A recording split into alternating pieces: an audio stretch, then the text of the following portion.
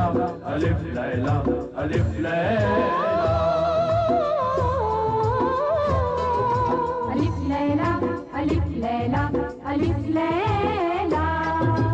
हर शब नई कहानी दिलचस्प है बयानी, सदियां गुजर गई हैं लेकिन न हो पुरानी। परियों को जीत लाए, जिन्नों को भी हराए, इंसान में वो ताकत सब पे करे हुकूमत। अलिफ लैला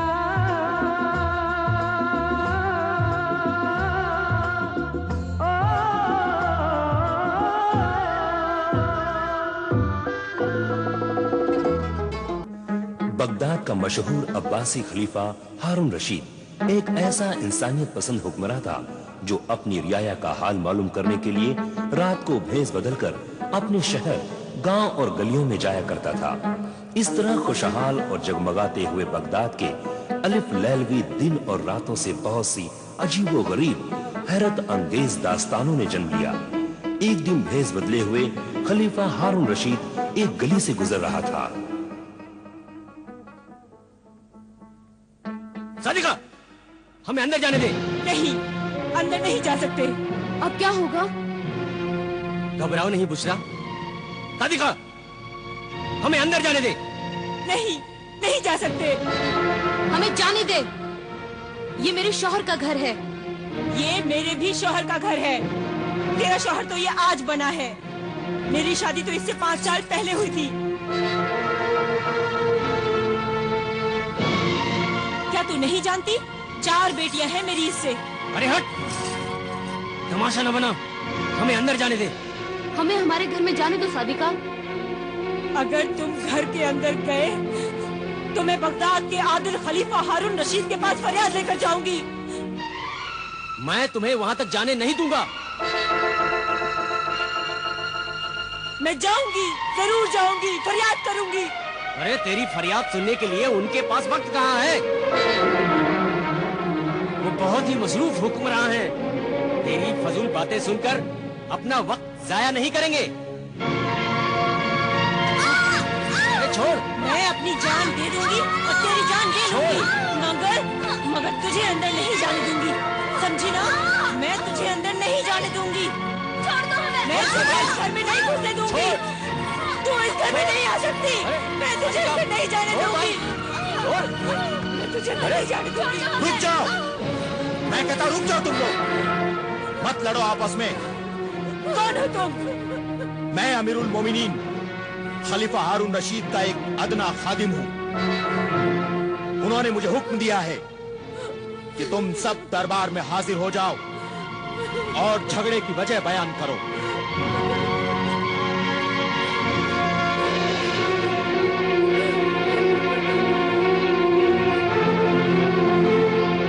बयान कर फरियादी ज़ौजे रफीक, बयान कर।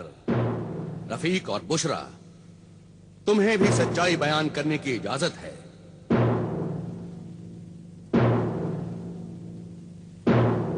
आखिर इस लड़ाई की बुनियाद क्या है? इस झगड़े की बुनियाद है दूसरी शादी। मेरे शौहर ने दूसरी शादी कर ली है। अमीरुल मोमिनीन। अमीरुल मोमिनीन, हमारे मजहब इस्लाम ने दूसरी शादी की इजाजत दी है। मगर किन हालात में दूसरी शादी की इजाजत दी है? अगर औरत बांझ हो या बच्चा पैदा करने के लायक न हो या फिर मुसलसल हमेशा बीमार रहती हो।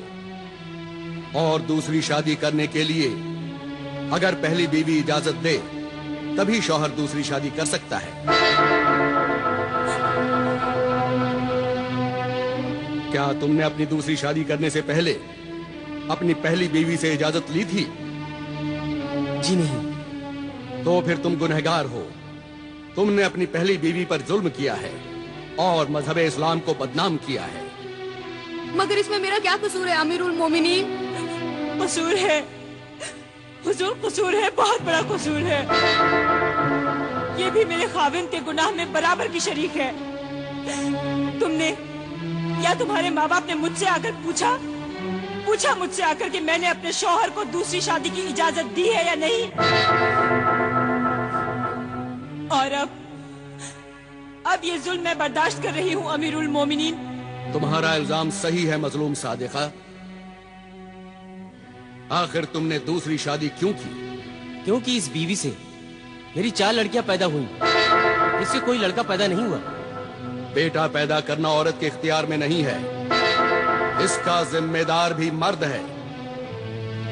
क्यों तबीब हकीम हाजिक और मसीहुज्जमा, आपका क्या ख्याल है? आपने बिल्कुल सही फरमाया हुजूर। तिबो हिकमत की बरसों की तहकीक के बाद मुहक्किक इस नतीजे पर पहुंचे हैं कि मर्द का जो मादा जिसे कि हमल करार पाता है, उसमें जिस किस्म के जरसोम ज्यादा होते हैं, बच्चा वैसा ही पैदा होता है। हुजूर, अल्लाह का जो निजाम है वो बिल्कुल सही है। बेटियां भी तो इंसान ही होती हैं। अल्लाह की कुदरत को निशाना बनाना मर्द के किरदार और ईमान की कमजोरी है। मेरे शौहर अपनी बेटियों को ना अच्छा खाने को देते हैं, ना अच्छा पहनने को देते हैं। वो इन्हें बोझ समझते हैं, वो इनसे नफरत करते हैं। तौबा नऊजुबिल्लाह, अल्लाह तुम्हारी अक्ल पर रहम करे। बेटी से नफरत करके तुम जहन्नुम में अपनी जगह बना रहे हो। ऐ गुमराह पिदर, बेटी तो अल्लाह की रहमत और रसूलुल्लाह का सलाम है। कयामत के दिन औलाद को बाप के नाम से नहीं, माँ के नाम से पुकारा जाएगा।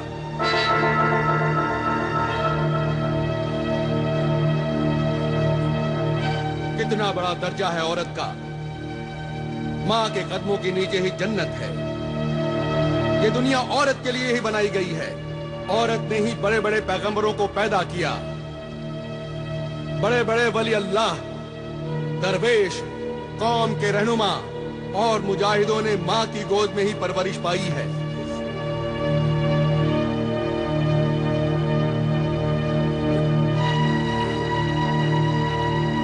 इन कौमों में औरतों को तड़पाया गया, जलील किया गया। वो कौमें भी जलील होकर तबाह हो गईं। दूसरों ने उन्हें अपना गुलाम बना लिया। और तुम ये कैसे भूल गए कि तुम्हें भी एक औरत ने पैदा किया है, और वो औरत भी कभी किसी की बेटी थी। मैं बहुत ही शर्मिंदा हूं। आज तक मैं बेटी को एक बोझ और फकीर समझता रहा।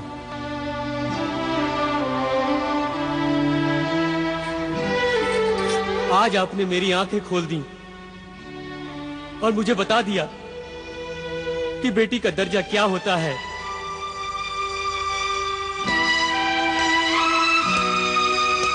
मेरी बच्ची, मैं आज तक इन पर जुल्म करता रहा, इन्हें रुलाता रहा, इन्हें कभी प्यार से नहीं देखा। मेरी बच्चियां, मुझे माफ कर दो। बेटियां तो बड़ी मासूम होती हैं।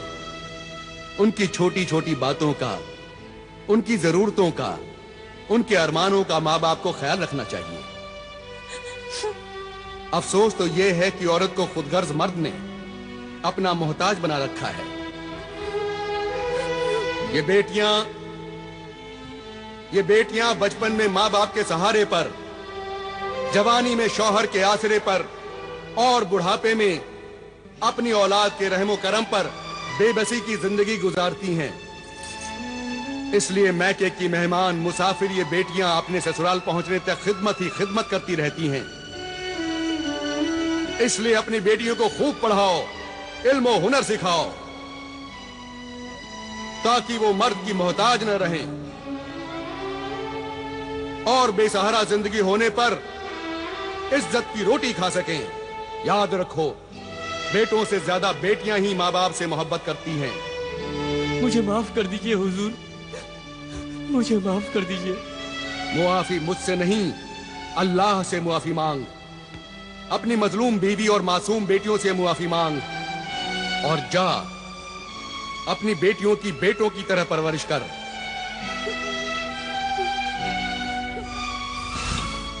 ये हुक्मरान खलीफा सिर्फ तख्त पर बैठकर हुकूमती नहीं करता, बल्कि एक मुशफिक बाप, एक मजहबी आलिम एक रोशन दिमाग उस्ताद की तरह अपनी रियाया के मसाइल में दिलचस्पी लेता है?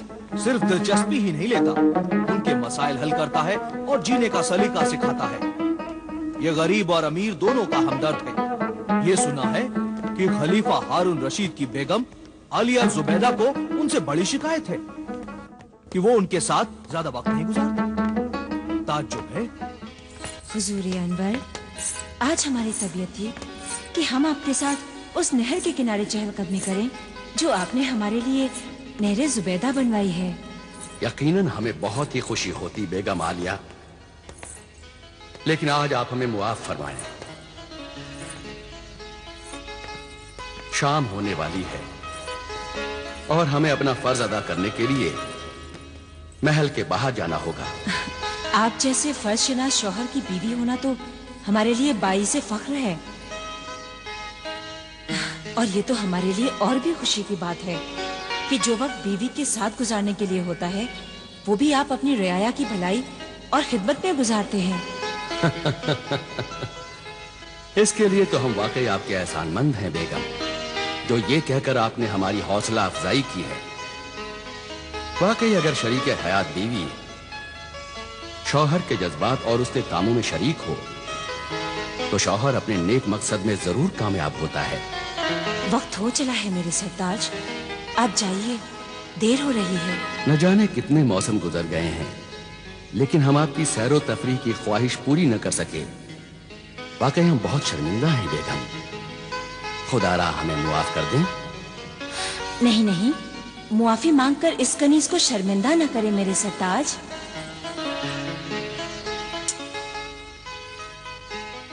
जब बीवी अपने शौहर की हर ख्वाहिश को अपनी खुशी बना लेती है तो उसे किसी बात का अफसोस नहीं होता, और हम इस बात को अच्छी तरह जानते हैं मेरे सरताज कि जो लोग आप तक नहीं पहुंच पाते आप उन तक पहुंच जाते हैं। अल्लाह हाफिज। अल्लाह हाफिज मेरे सरताज।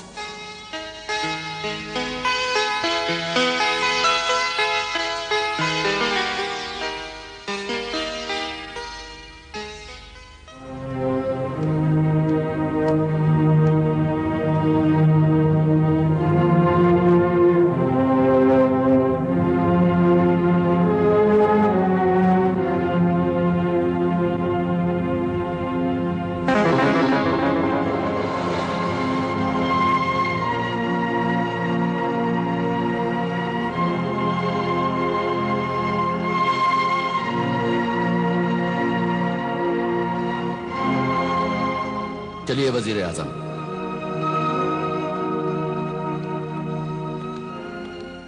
अल्लाह के नाम पर कोई खाना खिला दो, मुझ भूखे फकीर को कोई खाना खिला दो। मैं 3 दिन से भूखा हूँ, कोई फकीर को खाना खिला दो, नहीं तो मैं भूख से तड़प तड़प कर मर जाऊंगा। मुझे कोई खाना खिला दो, अल्लाह के नाम पर कोई।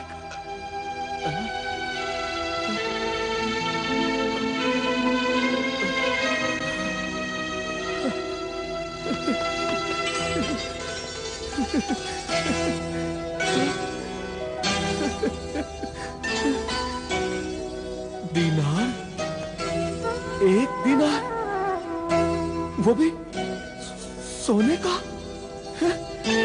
शुक्रिया है मेरे मोहसिन सखी, तेरा बहुत बहुत शुक्रिया।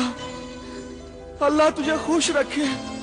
जाओ बाबा, नान भाई की दुकान पर जाओ और जो दिल चाहे वो खरीद कर खाओ। खूब पेट भर कर खाना खाना। शुक्रिया है मेरे सखी, तूने मेरा कितना ख्याल रखा कि तूने मुझे सोने का 1 दीनार दिया। तू चाहता तो चांदी का 1 दिरहम भी दे सकता था, मगर तू जानता है कि मैं 1 दीनार लेकर अपनी मनपसंद का खाना अच्छे से खाऊंगा, और इसमें से जो रकम बचेगी वो मैं बचा कर रखूं ताकि मैं आइंदा भी भूखा न रह सकूं, पेट भरकर खाना खा सकूं। शुक्रिया मेरे मोहसिन सखी, तेरा बहुत बहुत शुक्रिया। मेरा शुक्रिया अदा करके मुझे शर्मिंदा न कर। शुक्रिया तो उस अल्लाह का जिसने मुझे इस लायक समझा कि मैं तेरी खिदमत कर सकूं।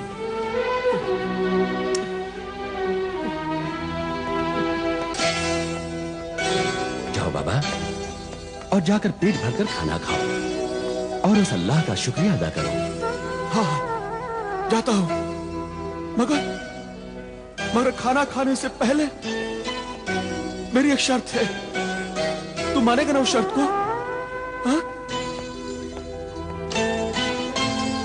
शर्त? कैसी शर्त?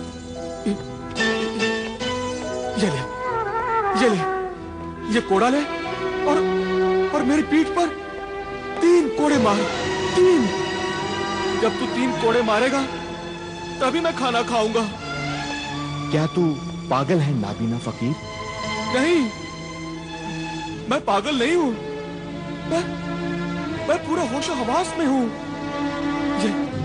ये कोड़ा ले और इस पीठ पर मुझे 3 कोड़े मार। ले, जिसने मुझे भीख दी है, जब वो मुझे कोड़े मारेगा तभी मैं खाना खाऊंगा। नहीं, मैं तुम्हें कोड़े नहीं मारूंगा। मैं अपने हाथों से ये जुल्म नहीं कर सकता। जाओ बाबा और जाकर खाना खाओ। तो भी ठीक है, मैं खाना नहीं खाऊंगा। जाओ बाबा, तुम हमें परेशान कर रहे हो। अरे परेशान तो तू कर रहा है मुझे। ये ले कोड़ा और मेरी पीठ पर 3 कोड़े मार।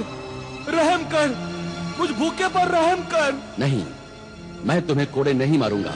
नहीं, तू नहीं मारेगा कोड़े? ठीक है, फिर अपना 1 दिनार भी ले ले। मुझे नहीं चाहिए तेरा ये दिनार। अल्लाह के नाम पर मुझ भूखे फकीर को कोई खाना खिला दो। अल्लाह के नाम पर कोई खाना खिला दो। अल्लाह के नाम पर कोई खाना खिला दो। मैं 3 दिन से भूखा हूँ। मैं बहुत परेशान हूँ वज़ीर आज़म। कोई खाना खिला दो।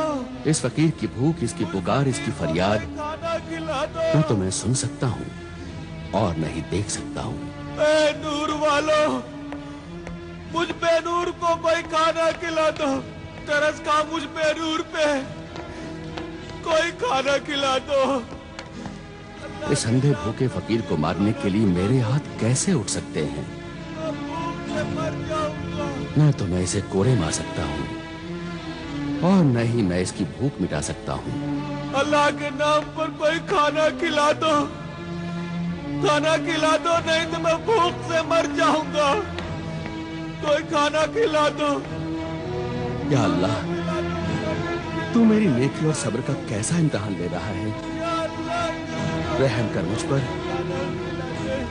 और रहम कर इस बूढ़े फकीर पर। या अल्लाह, कोई खाना खिला दो मुझे।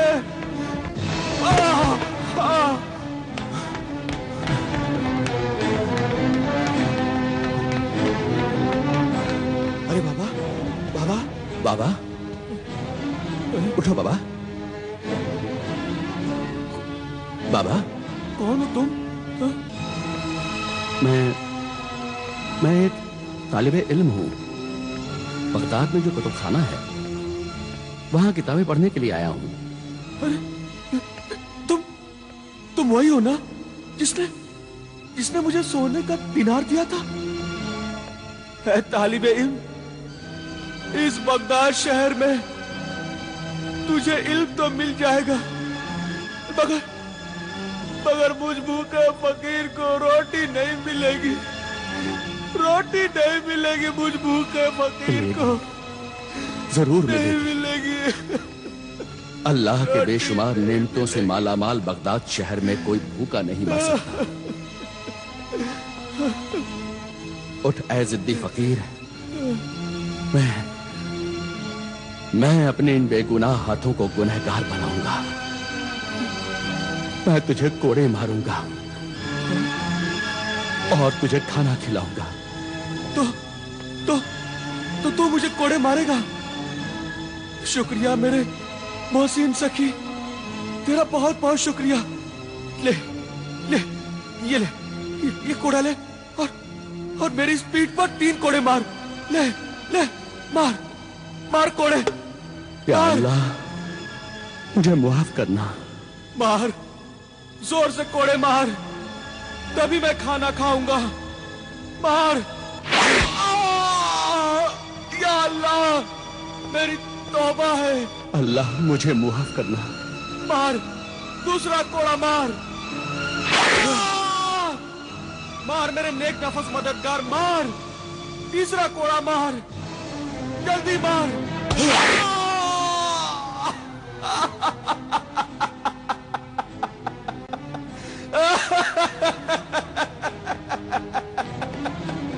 अल्लाह, अब वो दीनार दे दे और मेरा कोड़ा भी। अब मैं पेट भरकर आज खाना खाऊंगा। दे मेरे नेक मददगार, और वो कोड़ा भी दे।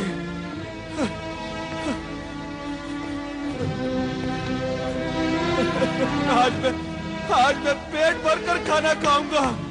पेट भरकर खाना खाऊंगा मैं। पेट भरकर खाना खाऊंगा।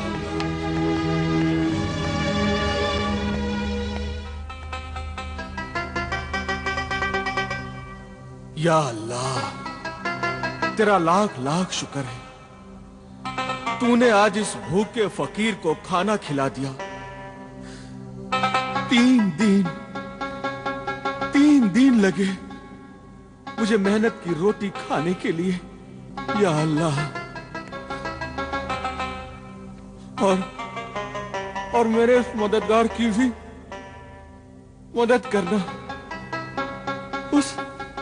उस नेक दिल इंसान को हमेशा अच्छा रखना, उसके दिल की हर मुराद पूरी करना, इतना अजीज इंसान बनाना कि रहती दुनिया तक उसका नाम रोशन रहे।